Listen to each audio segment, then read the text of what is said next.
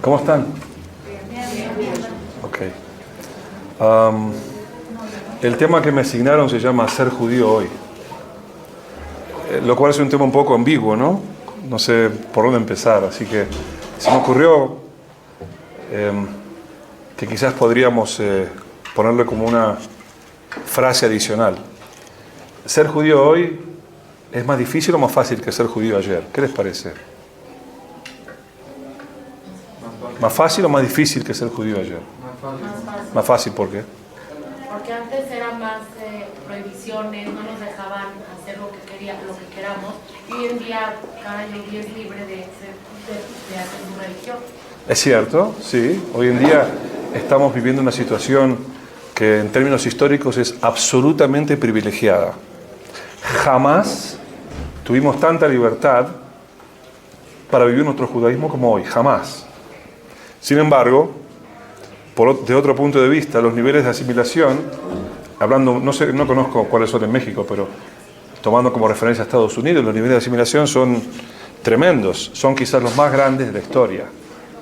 ¿Por qué será eso? ¿Por qué será que cuando más fácil nos es ser judíos, más fácil nos es asimilarnos, verdad?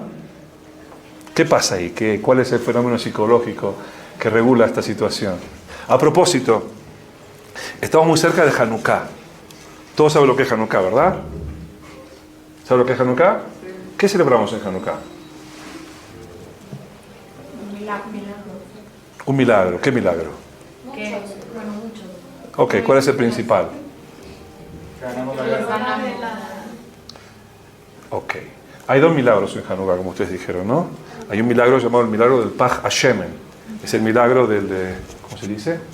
De la vasija de aceite que se encontró, que debía haber durado un día nomás. ¿Y cuánto duró? 8 días. Gran milagro, ¿verdad? El segundo milagro fue que ganamos la guerra. ¿Tienen idea de las condiciones históricas en las cuales ganamos la guerra? ¿Contra los griegos? ¿Éramos iguales a los griegos? Los griegos eran un imperio. Entonces una superpotencia, el imperio griego.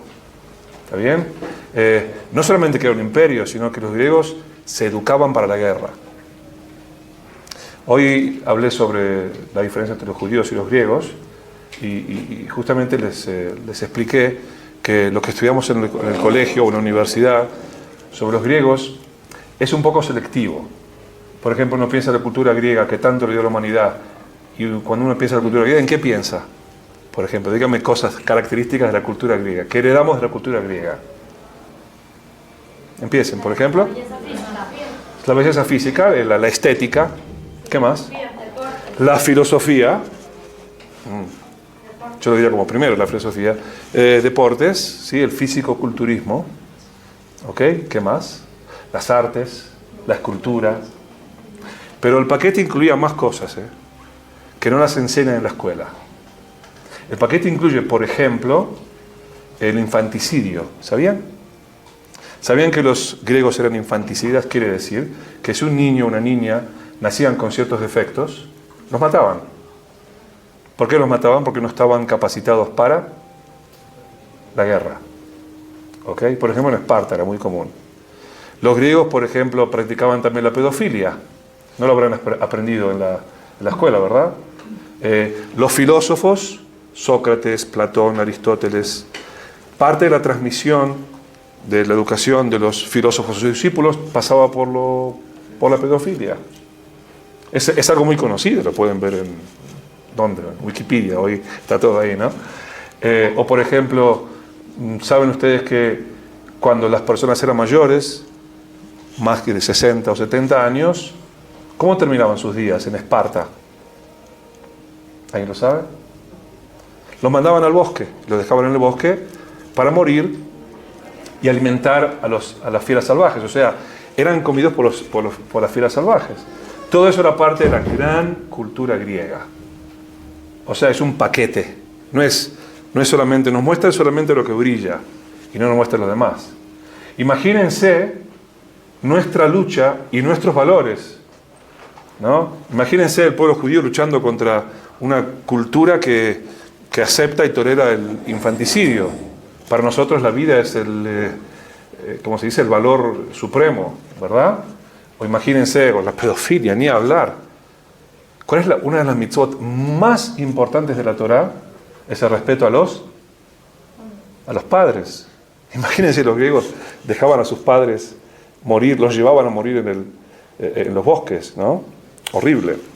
Entonces, lo que les quiero decir es que los griegos tenían como, digamos, el motivo principal de su cultura, la guerra. ¿Los judíos?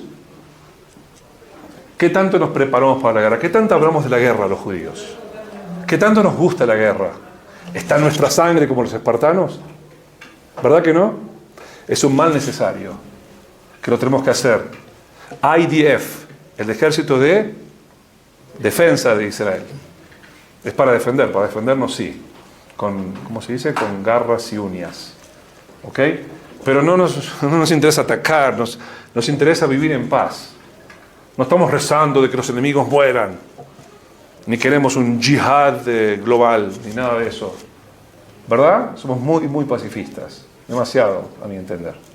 Entonces imagínense ustedes esta guerra entre los griegos y los judíos. No solamente estamos luchando contra un imperio, que son muchísimos más. ¿Saben a qué me hace acordar? Sí, es verdad. 7 millones de judíos contra ¿cuántos? ¿Cuántos musulmanes hay alrededor de Israel? Países que declaran que quieren destruir a Israel. Y no estoy hablando solamente de Irán. ¿Cuántos son? ¿Cuántos son los países que quieren ver a Israel destruido? ¿Cuántos son? ¿De cuánta población estamos hablando? Por lo menos de 1.000 millones de personas, ¿o no? Y 7 millones de personas viven ahí con 1.000 millones de personas a su alrededor, con países que quieren destruir, y todavía seguimos. Es un milagro, ¿no? Bueno, ahí también sucedió ese milagro, que éramos muy pocos y luchamos contra un imperio que era mucho más que nosotros, pero no solamente que tenía una superioridad numérica, eran giborim keneged halashim, eran también poderosos y guerreros contra personas que eran más bien tzadikim, personas que físicamente no eran los más fuertes. Quiero que entiendan la extensión y la magnitud de ese milagro, porque impresionante. No fue solamente una batalla, fueron varias batallas. Algo también curioso que dice un rabbi llamado Eliezer Melamed, dice algo muy interesante que a lo mejor nos ayuda a aclarar esa paradoja, esa ironía que les presenté recién, de que justamente cuanto más libertad tenemos, más asimilación hay, ¿no? Él dice así, ¿cuándo comenzó el dominio de los griegos sobre Israel? ¿Alguien sabe? ¿Cuándo comenzó? Quiero fechas o nombres. Más o menos. ¿Escucharon a Alejandro Magno? ¿Sí? Año 330 más o menos.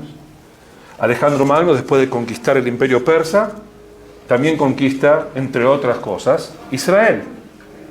¿Verdad? Y ahí comienza a expandirse la cultura helenista. Que una cultura que tenía muchas cosas muy bonitas. Muchas cosas que eran muy atractivas, como los deportes, o como dije antes, la belleza, la estética, la filosofía, que era muy atractiva para muchos judíos. ¿Y tuvieron éxito o no en su asimilación? Hanukkah más o menos, estamos hablando de los años 160, 170 antes de la era común. Durante ese siglo y pico, del año 330 hasta el año 170, ¿los judíos se asimilaron o no se asimilaron? ¿Qué les parece a ustedes? Se asimilaron muchísimo. Muchísimos judíos se asimilaron. Tenían la libertad de practicar su religión. Y simplemente los helenistas trataban de venderle el producto helenista, que, dicho sea de paso, en todos los otros pueblos era completamente aceptado, porque ser helenista era ser moderno. Era el último grito de la moda. ¿Quién no iba a seguir con lo helénico? ¿Y quién iba a tomar algo que era tan viejo como la Torá? ¿Verdad? Dejando la cultura que es la cultura universal, la más atractiva. Y muchos judíos, como hoy en América, se asimilaron. Muchísimos. El Rabbi Eliezer Ben Amet dice que las prohibiciones de Antíochus Epifanes, ¿saben de qué estoy hablando o no? Cuando Antíochus, año 170, empieza a decir, se acabó, estamos cansados ya de que ustedes se resistan a asimilarse. Hasta ahora fuimos buenos. Hasta ahora los invitamos a ser griegos como nosotros. Pero no lo logramos con todos.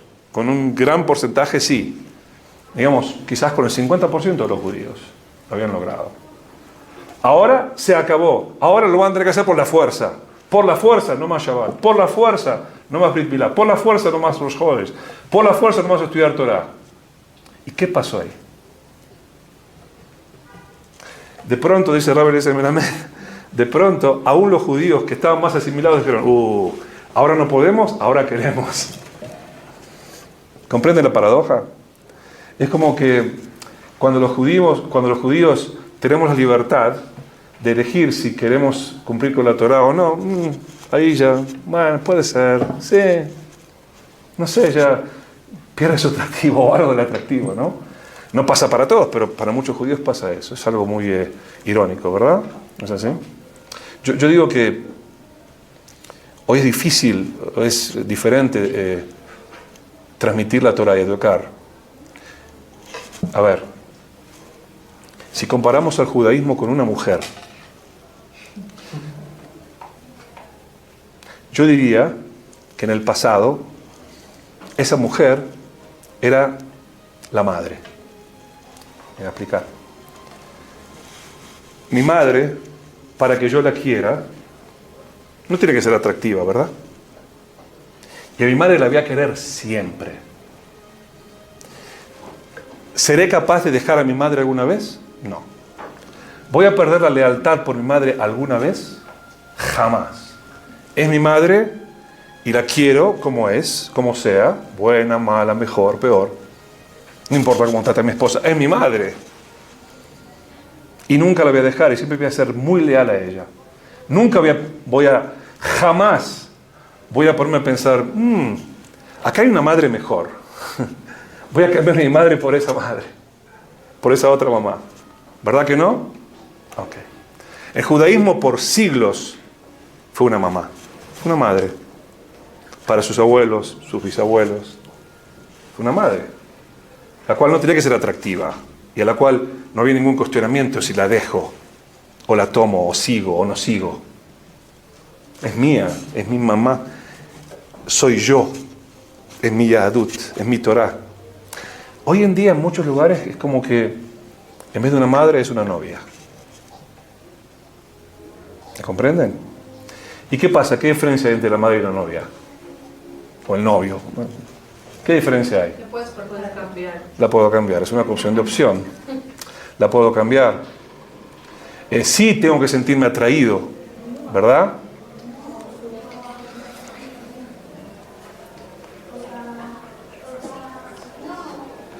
Y sí tengo, por favor, y sí tengo opciones. Con mi madre no tengo opciones, con mi novia sí. Entonces parece como que hubo una transición, ¿no? Una diferencia entre la lealtad que los judíos tuvimos por el judaísmo. Estoy hablando no de ustedes, no de mí, estoy hablando de los judíos en general. Y cuando está la opción, cuando está todo bien. Es más, somos expertos, el pueblo judío, en educarnos en tiempos de crisis, como ustedes dijeron, cuando está prohibido. Ahí sabemos cómo hacer para... Miren, la historia, por ejemplo, de los judíos de España es apasionante. Entre otras cosas, porque los judíos de España y de Portugal, saben que en 1492 los judíos son expulsados, 120.000 judíos de España pasan a vivir a Portugal. ¿Ok? Y en el año 1497, el nuevo rey Manuel, para cerrar un trato del casamiento entre él y Isabel, la hija de Fernando e Isabel, ¿está bien? Le pusieron como condición que tienen que expulsar a los judíos de Portugal también. 1497. En 1492 fueron expulsados de España. Entonces él no quiso expulsar a los judíos porque dijo, los judíos son muy convenientes para el negocio. Entonces dijo, los voy a convertir de facto. Entonces dijo, 1, 2, 3, de ahora en más, todos están bautizados, todos son cristianos. ¿Está bien? 100.000 judíos. Y esos judíos vivieron durante 4 generaciones practicando su judaísmo en lo oculto. Criptojudíos, conversos, marranos, como ustedes lo quieran llamar. Recién, por ejemplo, en 1596, muchos de esos judíos van a países, por ejemplo, como Ámsterdam, o lugares como Ámsterdam, donde por primera vez en la historia se decreta la libertad de culto. Y vuelven después de haber vivido clandestinamente como judíos. Entonces, como dije recién, como que la historia nos preparó para seguir el judaísmo en los momentos más difíciles, en los desafíos. Pero no estamos tan preparados para vivir el judaísmo cuando tenemos opciones. ¿Verdad? Eso es lo que tenemos que rescatar, que es un privilegio que tenemos que saber apreciar. Que no tenemos que esperar que venga un Antíochus y nos lo prohíba. Es valorar el judaísmo cuando está ahí. Y hoy es más accesible que nunca. Hoy no saber judaísmo no es más un problema involuntario, es una enfermedad voluntaria, totalmente voluntaria. ¿Verdad o no? ¿Por qué? Porque antes, ¿dónde lo aprendo? ¿Quién me lo va a enseñar? No sé hebreo. ¿Verdad? Pero hoy, aquí, boom, haces clic y tienes todo lo que quieres. Escrito, audio, video, lo que quieras. ¿No es verdad? Hoy está a un clic de distancia. Es toda cuestión de nuestra propia voluntad. Ser judío hoy es más fácil, mucho más fácil. Pero, de nuevo, no hay que perderse en el facilismo de que por ser tan fácil lo voy a dejar para después, ¿no? Volvamos a Hanukkah. En Hanukkah entonces hubieron ¿cuántos milagros? 2 milagros. El milagro militar y el milagro del aceite. ¿Cuál fue más importante? Los 2, ¿verdad? Ok, muy bien. Esa es una respuesta política y correcta. Ahora díganme, ¿cuál fue más importante de los 2 y por qué? Ok, yo se lo voy a decir. ¿Qué hubiera pasado si el aceite hubiera durado solo un día? ¿Qué hubiera pasado? ¿Qué hubiera pasado? No se cumple la mitzvah. Ok, no se cumple la mitzvah. No, porque no quisimos, intentamos. Y se hubiera postergado la dedicación del Bet HaMikdash otros 7 días más. ¿Hubiera pasado algo a largo plazo? ¿Consecuencias a largo plazo? ¿Alguna? Un poquito de insatisfacción. Pero nada más, ¿verdad? Muy bien. ¿Qué hubiera pasado si el segundo milagro no hubiera ocurrido? ¿Qué hubiera pasado si naturalmente, como era de esperar, pues ocurrieron milagros tras milagros? Por ejemplo, que Antíochus Epifanes haya decidido venir en el año 166 a la batalla final. La batalla final. Dice, yo la quiero encabezar la batalla final.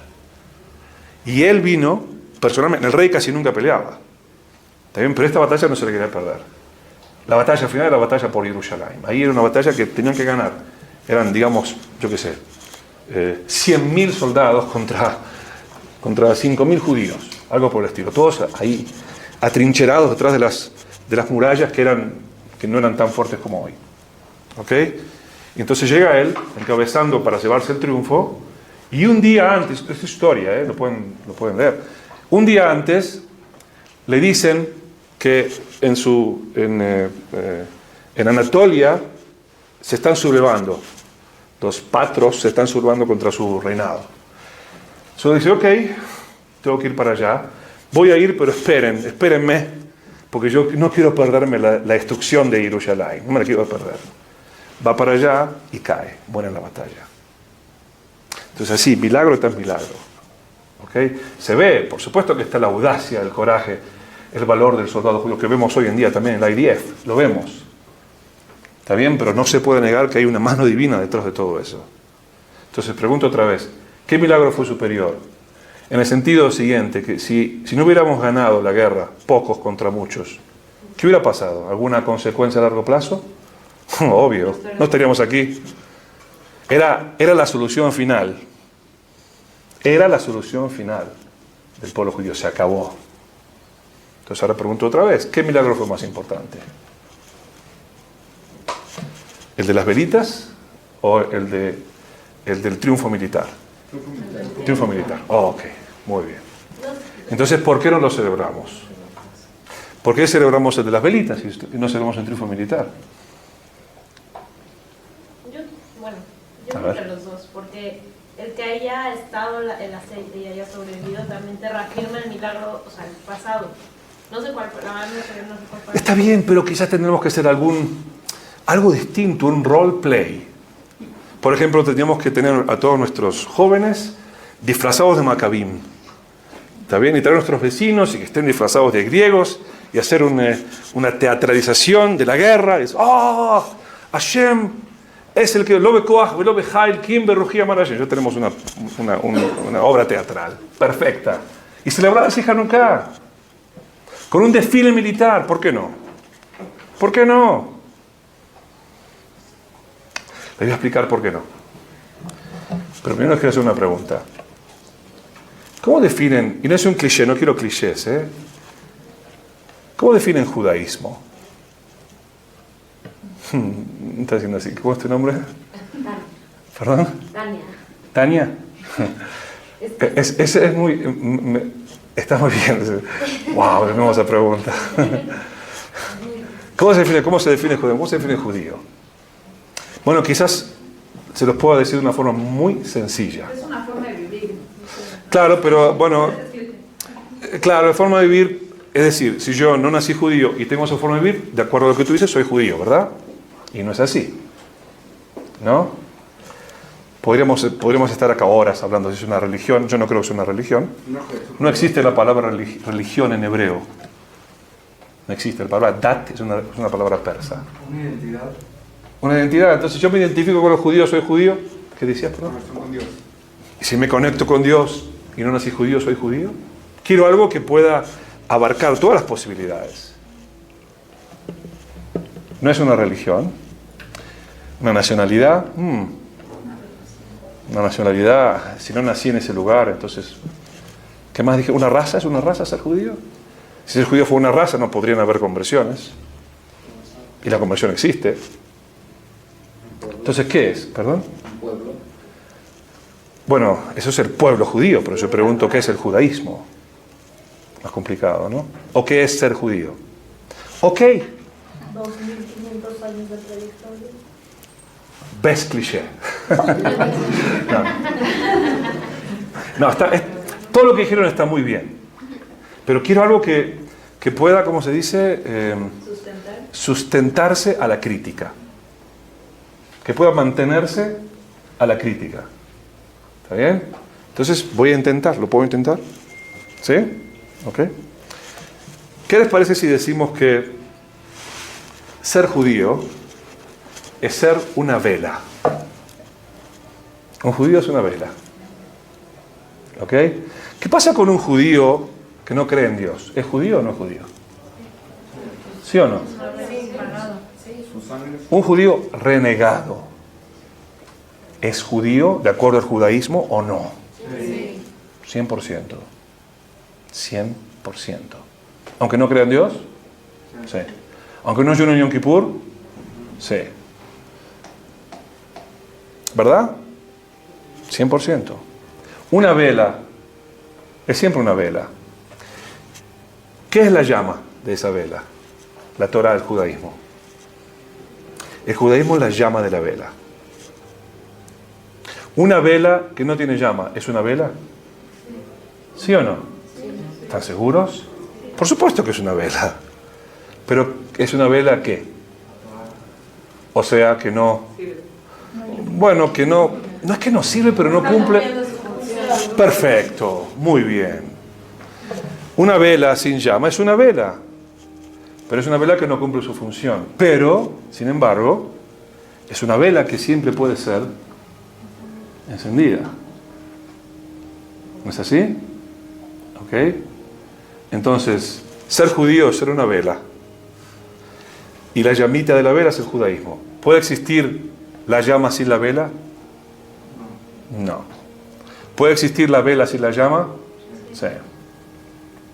Tenemos dos festividades que en cierta forma celebran nuestro triunfo sobre los dos principales desafíos que el pueblo judío tiene que vivir.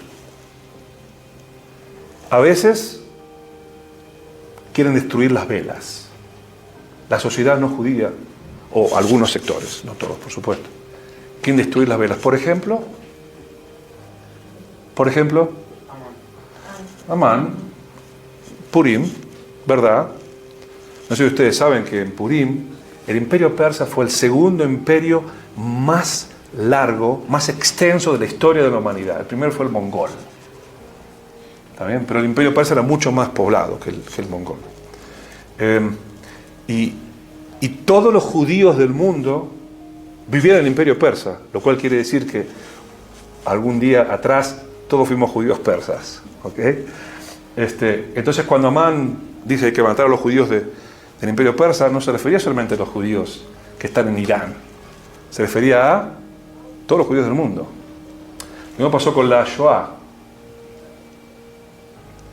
¿Saben? ¿Quieren que les confiese algo? ¿Puedo confesarles algo?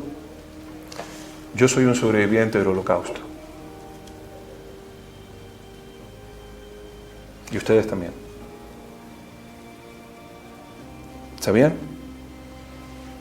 Yo sobreviví al Holocausto, ustedes también. Porque el plan de la Shoah no era terminar solamente con los judíos de Alemania y de Polonia, y de Checoslovaquia y de Rusia. Esos eran los primeros. Todos. Estábamos todos en la mira. Encontraron un mapa de los nazis que tenía en ese mapa, en números, la población judía de cada país de Europa. Y lo más espeluznante era que había un lugar llamado Albania, decía Albania 1. Albania, población judía 1. ¿Qué quiere decir eso? Que también ese 1 estaba incluido en un target, era parte de los que iban a desaparecer. Ahora, ¿me creen por qué les digo que soy sobreviviente del Holocausto? ¿Y ustedes también? En ese entonces, lo que los alemanes querían, ¿qué era? ¿Destruir las velas o destruir la llama? Soplar las velas. Con las velas destruye las llamas también, ¿verdad? Porque como dijimos, la llama no puede decir las velas. ¿Y cómo sabemos? Porque si yo le digo a un SS, le digo, pero yo no soy Shomer Shabbat. No, sí, nací judío, pero no, nada que ver. No creo, nada. Igual me mandaban a campo de concentración. Es una cuestión étnica, no una cuestión religiosa. Eso se llama antisemitismo. Antisemitismo no distingue entre religioso, no religioso. Ellos saben muy bien lo que significa ser judío. Quizás es, cuando uno quiere saber quién es judío, bueno, vamos a definirlo por el antisemita. Todo aquel que para el antisemita sea judío es judío. Es una muy buena forma de definirlo, lamentablemente. Y tenemos otra fiesta, tenemos Purim, en la cual celebramos nuestro triunfo sobre el antisemitismo.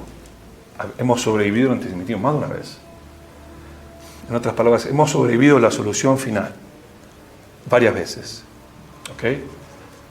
En Hanukkah no querían atentar contra las velas, solo querían soplar la llamita. Solo que querían soplar la llama, nada más. Las velas que sigan así intactas, les cambiamos la llama por otra cosa, por algo más dorado, algo más tangible, algo más griego. ¿Ok? Pero las velas las queremos. Y los judíos nos resistimos. Y los judíos luchamos. Y fue, ¿saben qué? Fue la primera vez que un pueblo luchó y se sacrificó, no para guardar sus vidas, sino para guardar sus convicciones. La primera vez. Algo insólito hasta ese entonces. Cuando un pueblo se defendía y estaba dispuesto a ir, a salir y a guerrar, ¿era para qué? Para salvar sus vidas. Hay una razón de esto, es un poquito largo, pero me permiten un pequeño paréntesis, les quiero explicar por qué. Es muy... hay algo que nos protegió muchísimo, que se llama monoteísmo. Estamos acostumbrados a escuchar monoteísmo en oposición a politeísmo. Okay. Lo que estamos menos acostumbrados a escuchar es monoteísmo en oposición a sincretismo. ¿Alguien sabe lo que es el sincretismo? Es muy importante, se los voy a explicar. Sincretismo quiere decir cuando uno practica, adora, las religiones que practican, pero juntas, simultáneas. Cuando yo practico dos religiones simultáneamente, cuando yo tengo mis velas de Navidad, mis velas de Hanukkah y el arbolito de Navidad, las dos juntas, eso es sincretismo. El sincretismo era absolutamente común en todos los pueblos de la antigüedad, completamente común. Me explico. Vienen los griegos con sus dioses y conquistan el imperio persa. ¿Ok? Entonces digamos que los griegos tenían 50 dioses y los persas tenían 30 dioses. Entonces, ¿qué va a pasar en Persia ahora? ¿Vamos a eliminar a todos los ídolos, a todos los dioses persas? No. De ninguna manera, ahora tenemos 80 dioses. O a lo mejor hay algunos que son, ¿cómo se dice? De overlap. ¿Cómo se dice? Que se superponen. Ok, esos lo vamos a sacar. Entonces tendremos 60 dioses. Y todo el mundo está contento. Y los griegos adoptaban dioses de los persas. Y los persas de los griegos. Y los sumerios de los acadios. Y los babilonios de los asirios. Y nadie tiene ningún problema. Porque la verdad es open-minded. ¿Cómo se dice? Hay que tener la cabeza abierta, ¿no? ¿Y por qué? Porque yo no voy a querer también servir, también, no a expensas de sacrificar a mis dioses, también servir a otros dioses. ¿Por qué no? ¿Qué diferencia entre 10 y 12 dioses, la verdad? 2 dioses cool de los griegos, ¿por qué no? Deme una buena razón, ¿por qué no voy a traer 2 dioses más a mi santuario? ¿Por qué no? ¿Verdad? Sería ridículo rechazarlos.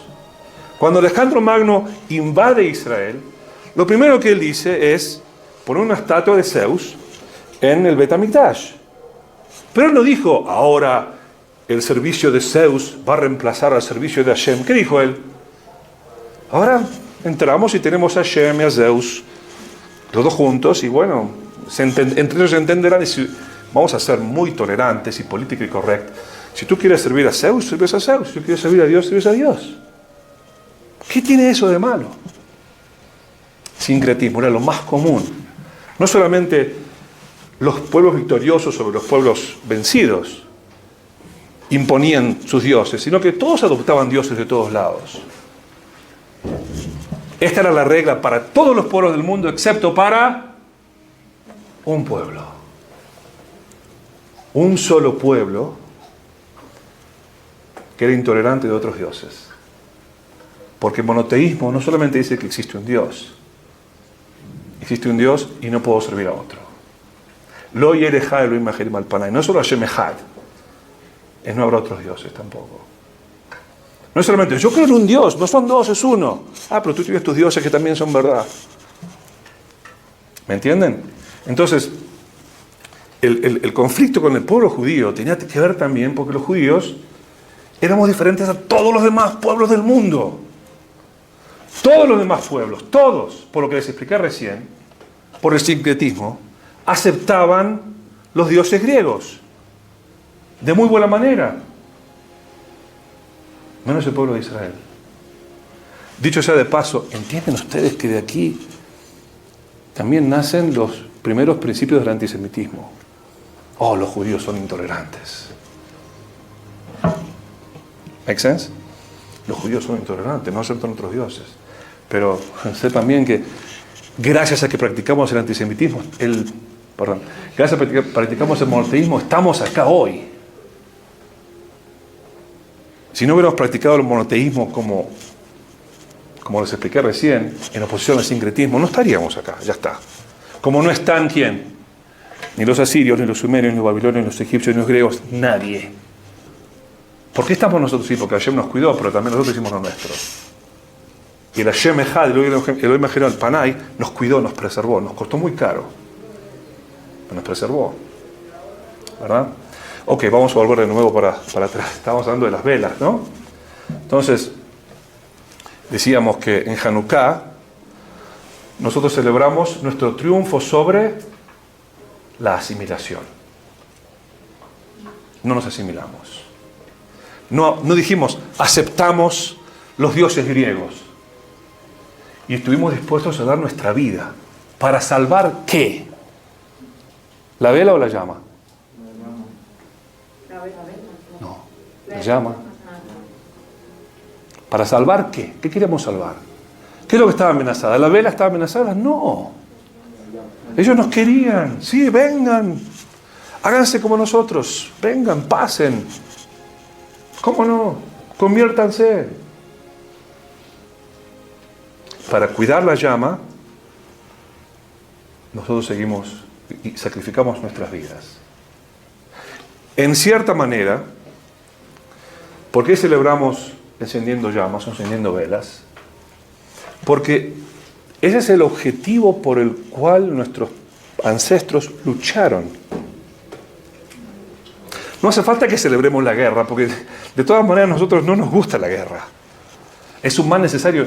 Nunca van a ver a los judíos que se jacten. Oh, yo soy un gran guerrero. Los espartanos, sí. Los zulus. O incluso, me imagino que hasta los aztecas. Se jactaban que los grandes líderes eran los grandes guerreros. ¿No es así? ¿Los judíos? ¿Quiénes son nuestros grandes héroes? ¿Quiénes son? Rabí Akiva, Moshe Rabenu, David Amelech. Eran grandes guerreros. No se destacaban por haber matado a no sé cuántos o haber conquistado. Los conquistadores. Moshe dicen que sí era un gran guerrero. Moshe era una estratega, pero Moshe estaba luchando con Hashem, ¿no? ¿Cuántos pesukim en la Torá, cuántos versículos en la Torá están dedicados a cómo guerrear y destruir al enemigo? ¿Cuántos?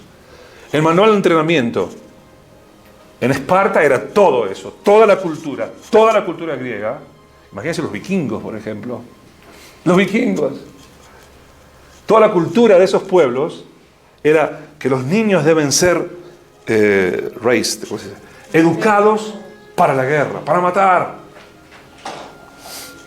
Nada más alejado de nuestra filosofía. Entonces, por supuesto que no vamos a celebrar Hanukkah con espadas y escudos, ¿verdad que no?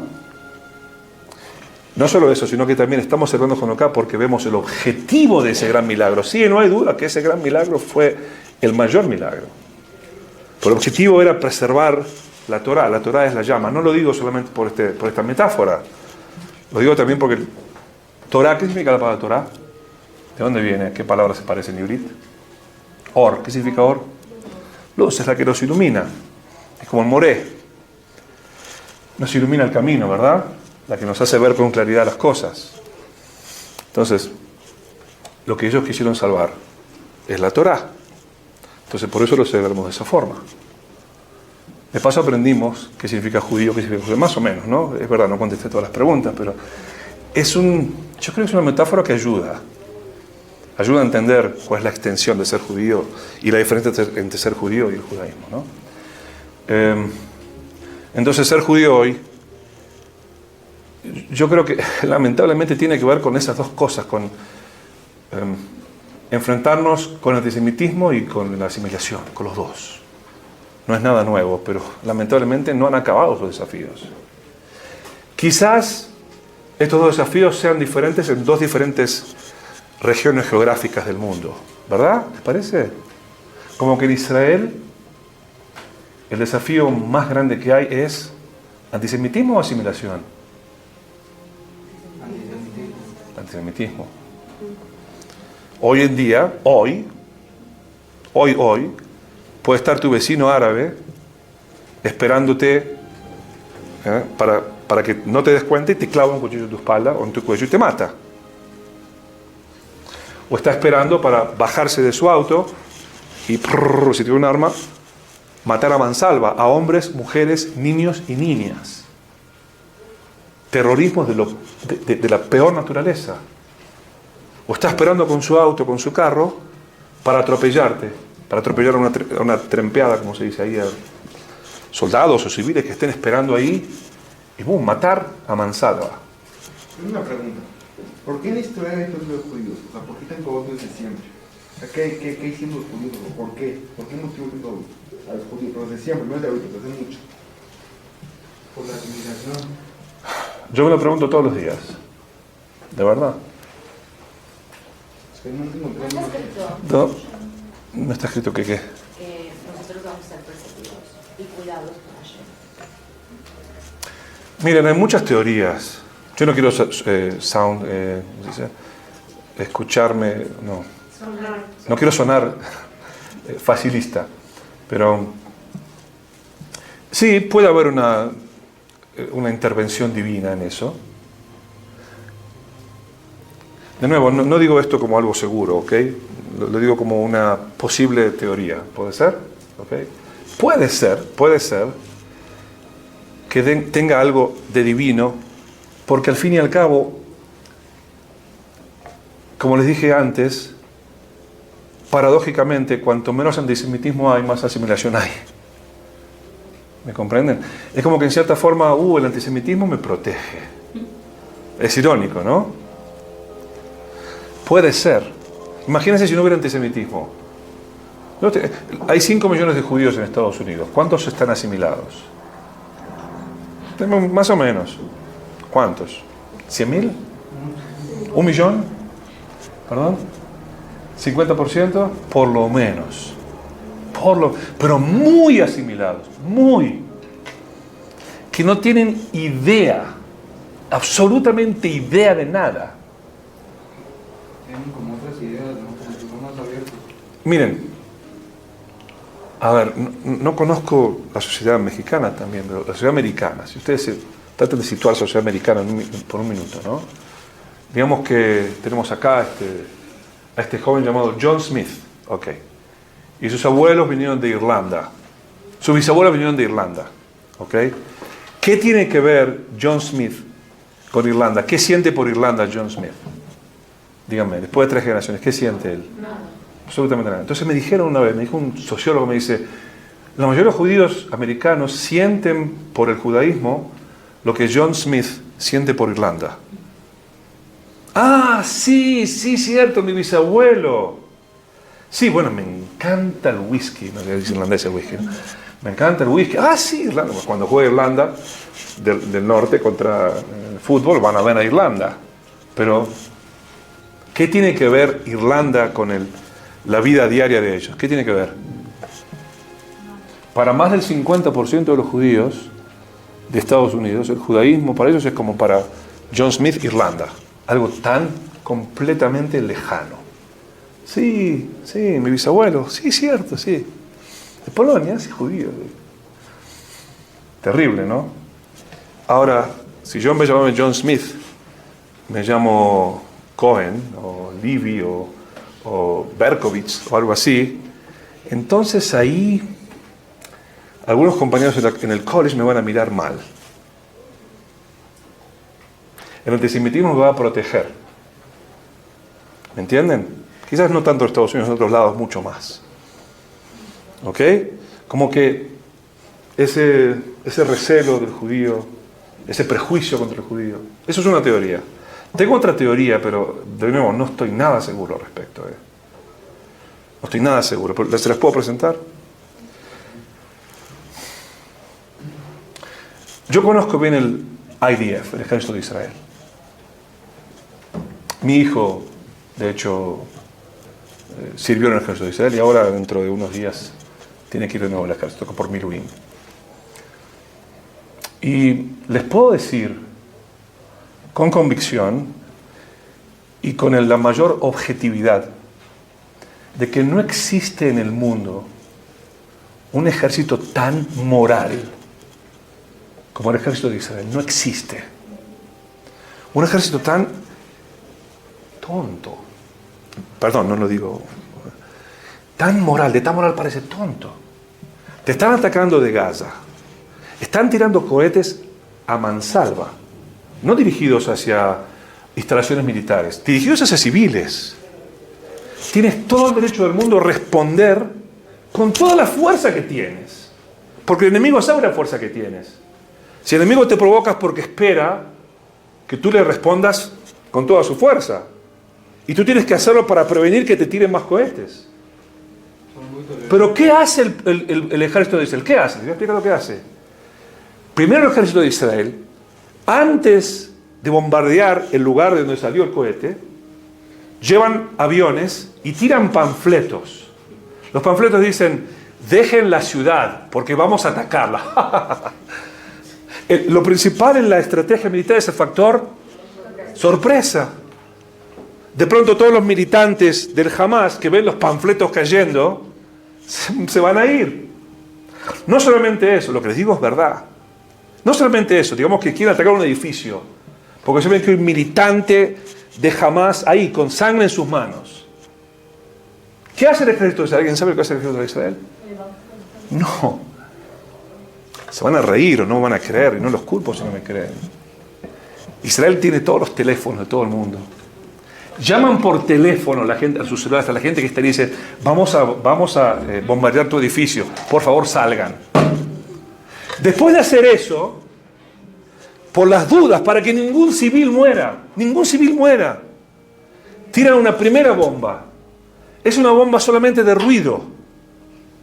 ¿Para qué es la bomba de ruido? Que no hace daño. ¿Para qué? Por si queda algún niño ahí, por si queda algún civil, para que salga. Recién después de haber tirado panfletos, de haber llamado por teléfono y de haber tirado la bomba de ruido, ahí tira la bomba a un edificio que ya está completamente vacío. Y si alguna esquirla le dio a un niño palestino o a un civil o lo que sea, va a aparecer en el diario El Mundo o en todos los diarios. ¡Oh, Israel! El pueblo genocida. Genocidio de los palestinos. Hoy, el día de hoy, Rusia está atacando la ciudad de Raqqa. Seguramente ustedes no sé si ustedes leen información israelí. Por ejemplo, hay un website llamado Devka que tiene toda esta información. Perdón que cambié de tema, pero estoy yendo al punto que me preguntó, ¿cómo se llama? ¿Qué? ¿Cómo es tu nombre? Andy. Andy, que me preguntó Andy. ¿Por qué nos odian? Quiero llegar a un punto. La ciudad de Raqqa, la nueva estrategia del... ¿Sabes lo que es el ISIS? ¿Cómo se dice ISIS? ISIS. La nueva estrategia del ISIS es la siguiente. Ellos no tienen... ¿Dónde viven los militantes de ISIS? ¿Dónde? ¿Perdón? ¿Expandidos por todos lados? ¿Ustedes piensan que los militantes de ISIS tienen unas bases militares donde están todos los militantes de ISIS? ¿Dónde es el mejor lugar para vivir que no te van a atacar? En las poblaciones civiles. Entonces, la ciudad de Raqqa, en Siria, tiene 200.000 civiles. Entonces, 10.000 militantes de ISIS se meten a vivir allí, entre los pobladores. Y están ahí confundidos entre los pobladores. En las mezquitas, en las escuelas, en los hospitales. Ahí guardan sus armas. ¿Por qué? Porque ninguna potencia va a venir y los va a atacar. ¿Por qué no? Por los civiles. ¿Pero qué pasa? Rusia, que no se compara el daño que los palestinos hacen a Israel con el daño que ISIS hizo a Rusia. ¿Qué hizo Rusia? ¿Qué hizo ISIS a Rusia? Nada. No, eso fue después de que atacaron los rusos. No se compara. Rusia ahora, as we speak, está destrozando, arrasando la ciudad de Raqqa. La está pulverizando, literalmente. Con los civiles incluidos. ¿Cuántos civiles muertos hay? ¿Y dónde dice eso? ¿En qué periódico lo viste? Shh. Nadie dice una palabra. De pronto los muertos en Raqqa son menos importantes que los muertos en Gaza. Hay una sola razón por la cual los muertos en Gaza son más importantes que los muertos en Raqqa. ¿Cuál es esa razón? Yo otro día di una de allá sobre esto. Y pregunté a mi comunidad. Y por supuesto que como judío, como ser humano, lamento la muerte de cualquier inocente, ¿ok? Que eso quede claro. Pero estoy hablando de la media. ¿Cómo se dice media? De medios de prensa. ¿Cuáles son los muertos favoritos de los medios de prensa? ¿Cuáles son? Uno puede decir los palestinos, les voy a decir por qué. Porque yo traje un artículo, hace 2 o 3 semanas, un artículo, que fue cuando empezaron los ataques a cuchilladas. Y en defensa propia de los israelíes mataron como 6 palestinos. Traje un artículo en un diario europeo donde decía los nombres, los apellidos y las edades de esos 6 palestinos. 6 palestinos matados por Israel, así. Yo sé que ustedes me van a creer porque es cosa lamentablemente diaria. Es increíble, pero es así. 6 palestinos matados por Israel. Ni siquiera dijeron que los palestinos atacaron primero, que Israel se están defendiendo. 6 palestinos, pero no solo eso, con nombre, apellido y edad. ¿Por qué nombre, apellido y edad? ¿Por qué tanta personalización? ¿Por qué tanta victimización de estas personas, que, como para hacerlo más dramático todavía? ¿Por qué? Y yo les dije a mi Keilah, les dije, hacía como 4 días, había ocurrido un ataque norteamericano en Afganistán, no sé si se acuerdan, y atacaron por error a un hospital. ¿Escucharon de eso?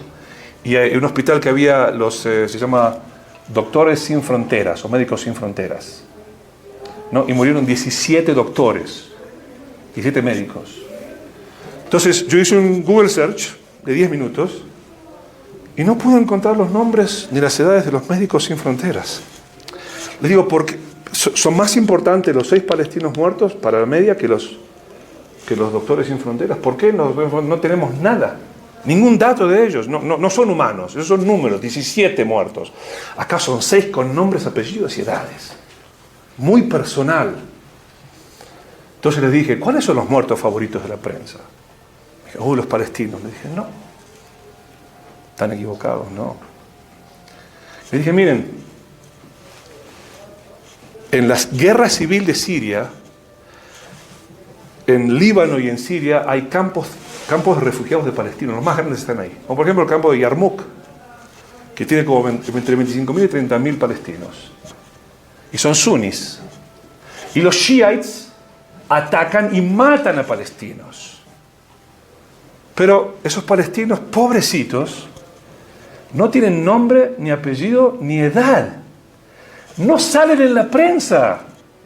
Nadie les saca fotos, ni se interesa por los nombres de ellos, ni por las edades.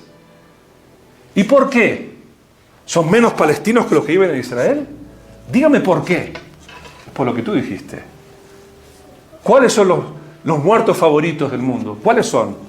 Y dígame si estoy exagerando un ápice siquiera. ¿Cuáles son? Matados por Israel. Pero lo que acabo de decir, que no existe un ejército más cuidadoso, más humano que Israel. Podríamos haber terminado con todos los cohetes que venían de Gaza en 3 minutos, menos. ¿Israel tiene las armas para terminar y arrasar con todo Gaza? ¿Sí o no? ¿Y lo hicieron? ¿Por qué no lo hicieron? Miren todo lo que perdieron. ¿Saben lo que tienen que hacer? Mi hijo lo que tiene que hacer. Mi hijo tuvo que entrar en Gaza. ¿Me entendieron? Tuvo que entrar a arriesgar su vida para que ningún palestino civil muera. Murieron 70 soldados para eso. Esta es mi teoría.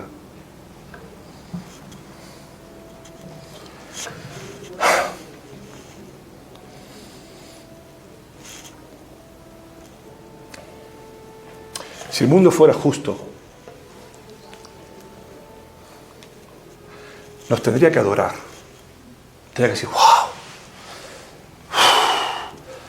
me saco el sombrero. Wow, no existe un ejército como el ejército de Israel.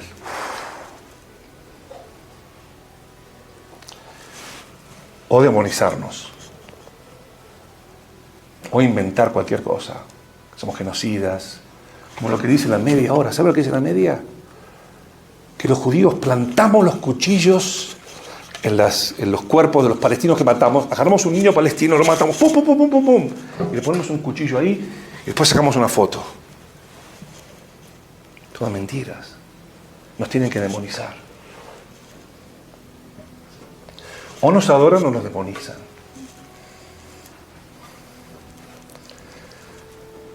Y pienso que la mayoría de la gente opta por demonizarnos. Esa es una teoría del antisemitismo. Personal. No sé si será verdad o no, no tengo idea.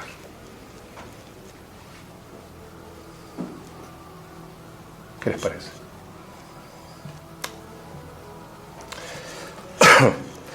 Ok. Yo creo que tengo que terminar, ¿no? Ya. 8:10, 8:15. ¿Tiene alguna pregunta? ¿No? ¿Ok? Yo. Sí. Como que está muy fuerte y por un lado,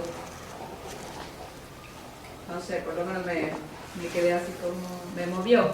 Y ahora, ¿qué podemos hacer nosotros? Como la típica pregunta de, pues ahorita como judío, ¿qué puede hacer cada uno de nosotros para...? Creo que muy poco para cambiar la opinión mundial. Muy poco. Yo no conozco el método, pero sí lo que podemos hacer y que tenemos que hacer es cambiar nuestra propia opinión. Yo eso me pongo a pensar. Si yo fuera un judío americano asimilado, de esos que, como vieron que para mí el judaísmo es como Irlanda para John Smith, 3 generaciones para atrás, ¿no? Estoy en college, estoy en la universidad.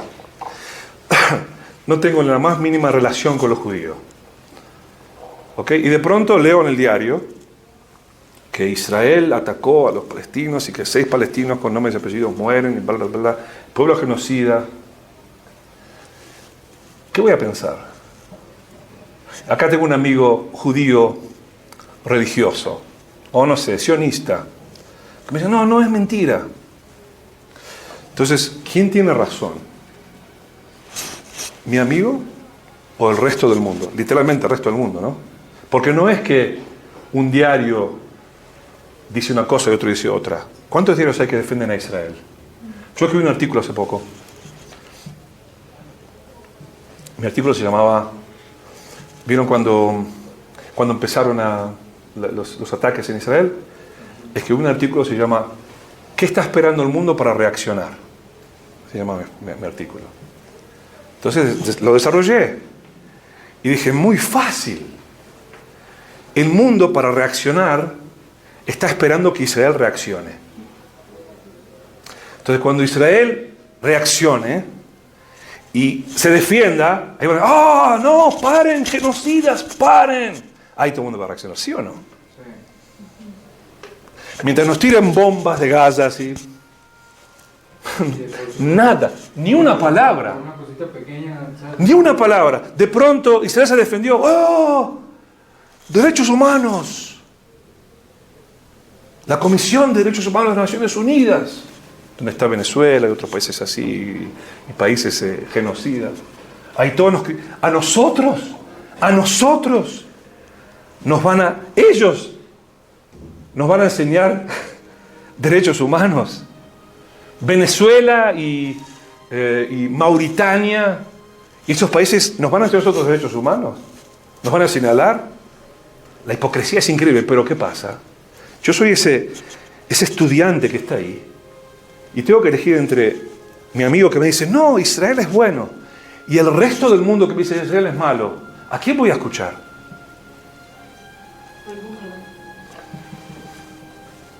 No puede ser.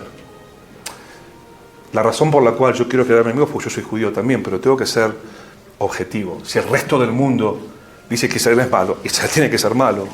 Entonces lo que a mí más me preocupa no es cómo cambiar la opinión de la prensa mundial. No sé si está a nuestro alcance, realmente, no sé.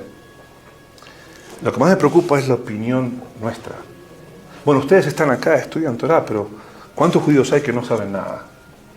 Y que están quizás al alcance de ustedes, ¿verdad? Entonces, ustedes tienen la responsabilidad de transmitir lo que saben. Creo que eso sería un pequeño, gran cambio.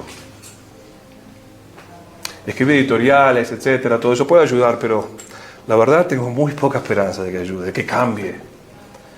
Pero si nosotros nos fortalecemos, si nosotros sabemos la verdad, es un muy buen comienzo. Pero ¿cómo? Supuestamente cuando acabó la Shoah, hubo más países que votaron que los judíos fuesen en Israel, entonces no es obvio.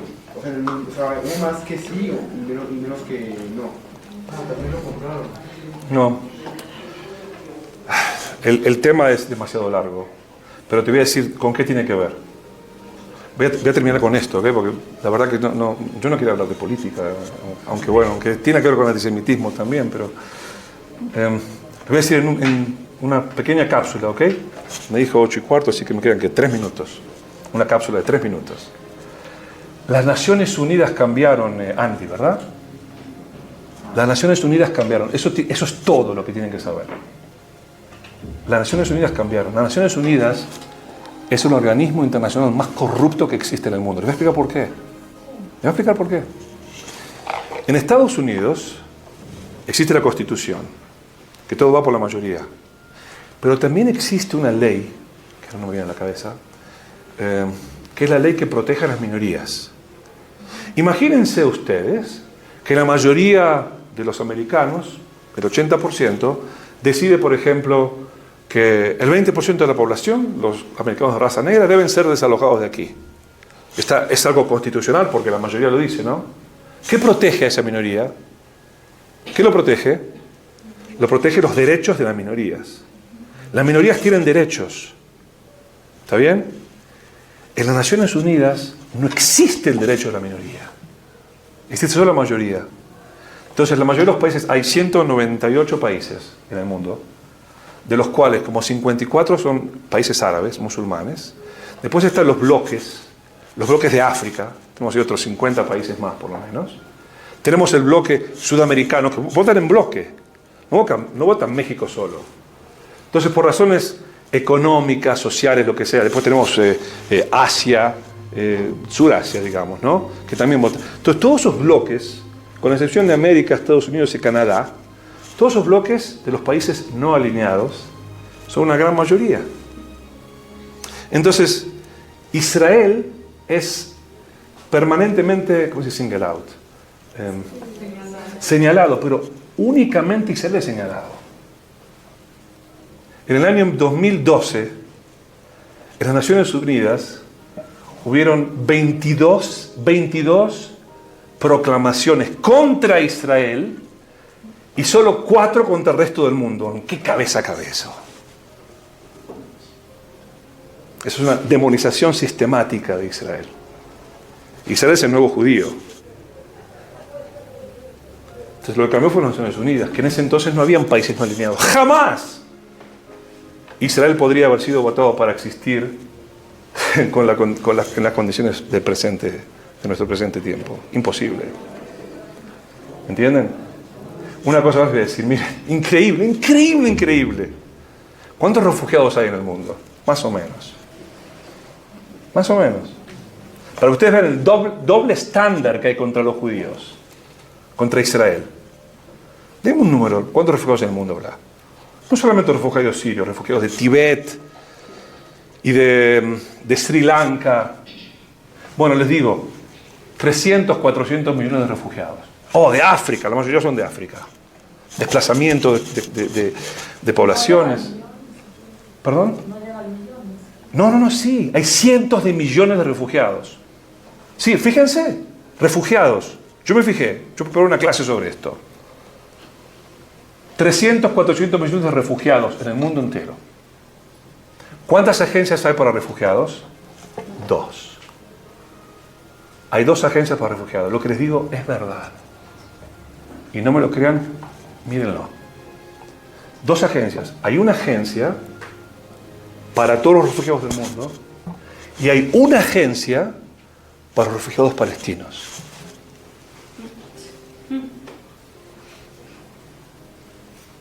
¿Por qué? Es más, ¿Qué tiene malo? No entendí. ¿Cuál es el problema? ¿por qué no están los refugiados palestinos con todos los demás? Pero ahora vas a entender por qué. Sí, ¿por qué? ¿Por qué los palestinos tienen ese derecho, simplemente porque los palestinos tienen enemigo perfecto. Si Israel luchara contra los tibetanos tendrían un organismo internacional solo para ellos. Les voy a explicar mejor, con más objetividad. Por ejemplo, hay leyes diferentes para refugiados de todo el mundo y para refugiados palestinos. ¿Quieren que les diga una? La más increíble. Y no lo van a creer, no los culpo si no lo creen. La ley internacional dice que tu condición de refugiado termina cuando te mueres. Tus hijos, por ejemplo, tú estás en Francia y eres de Congo. Entonces eres refugiado de Congo. Muy bien, tienes derechos, te dan cosas, te dan relief. Pero no se transmite tu condición de refugiado a tu hijo, aunque tu hijo nació en Francia. Eso es para todos los refugiados, menos para los refugiados palestinos. ¿Lo pueden creer? Si tengo razón, ¿entienden lo que quiero decir? Si tengo razón. Porque los refugiados palestinos es la destrucción de Israel. Queremos que vengan todos los refugiados palestinos. Ah, claro, sí. Entonces ya el Estado judío desaparece. ¿Cómo lo pueden entender? Nada más recuerden. Tenemos razón. Aunque el resto del mundo diga lo contrario. Eso es ser judío hoy. Chao. Muchas gracias.